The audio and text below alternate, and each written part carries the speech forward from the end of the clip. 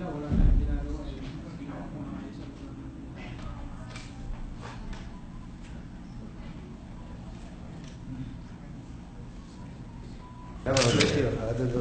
to see you again.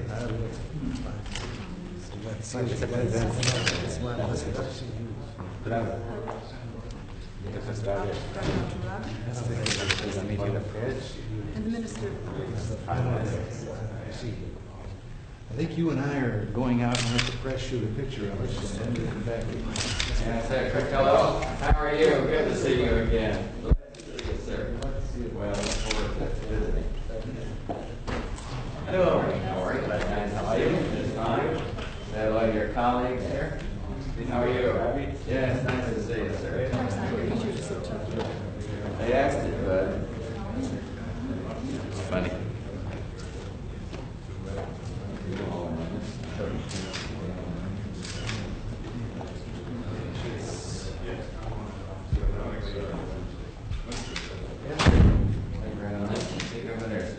Did they ask the question?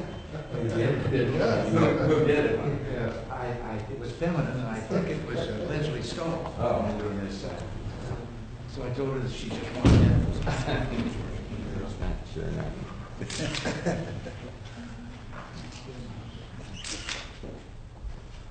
I thought Ken Edelman made a good comment on his Meet the Press. He said the question isn't the day after, but the day before.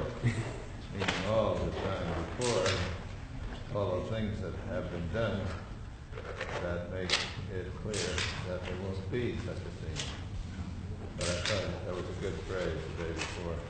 We've been having a big thing here, I don't know whether you're aware, but one of our networks on television made a $7 million movie on a town out in the Middle West of our country about what happened to it in a nuclear war. And the papers have been full of it, and there's been great debate and talking about what the purpose of it was. And of course, it was a very depressing picture. It shows you this terrible disaster. So that was why the question was asked. Yes. I've seen part of the movie yesterday. I've seen you answering some questions. Commentator. Yeah. What's in the news? Everyone is expecting this. Well, I thought What's new in the movie? his opening question surprised me a little bit, but it showed that Vice Secretary saying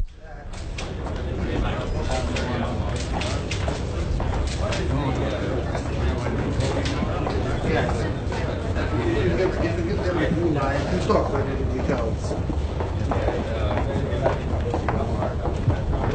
Anything we don't cover here, we can pick up.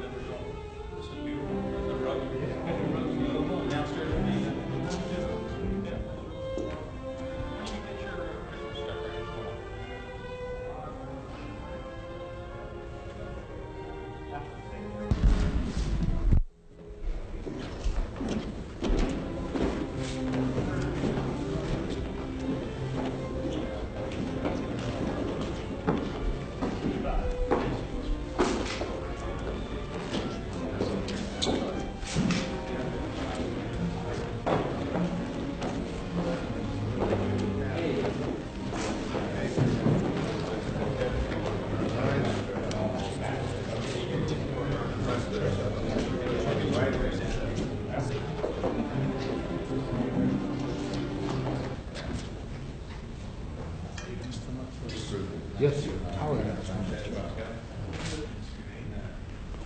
Good news. All right.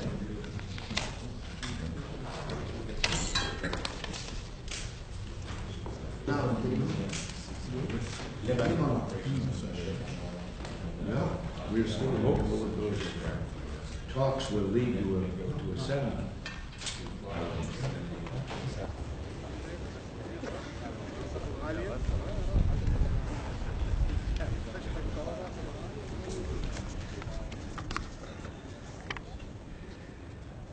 It's been an honor and a pleasure to welcome President Nameri to Washington once again.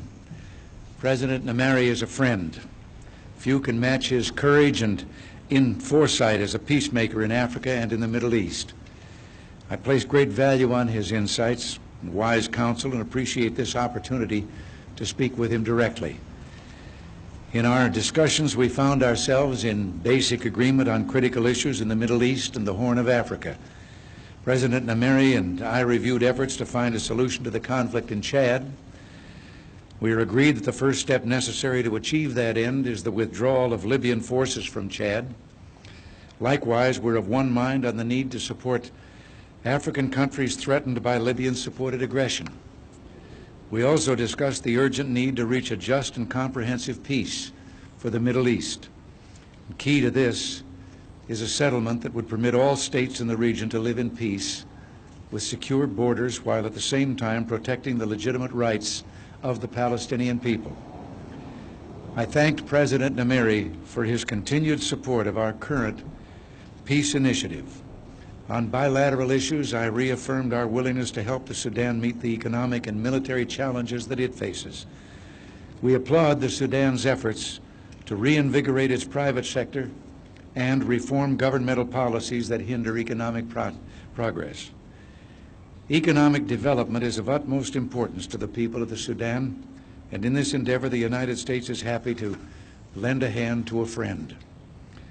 President Nameri's visit underlines the significant role that Sudan is playing in Africa and the Middle East. The people of America are proud to stand with the people of the Sudan as friends and partners for peace and progress.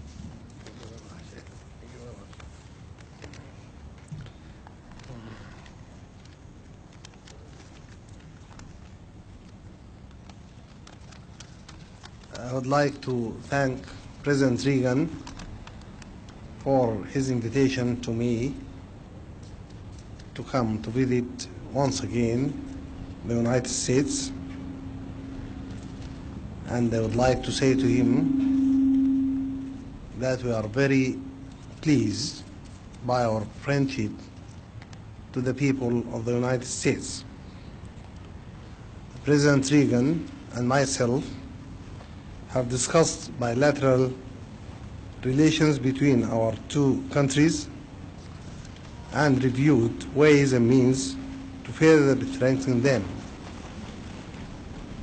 We are hoping that the important role played by the United States towards refugees will continue and expand at a time where we, in the Sudan, face and cater for ever-increasing numbers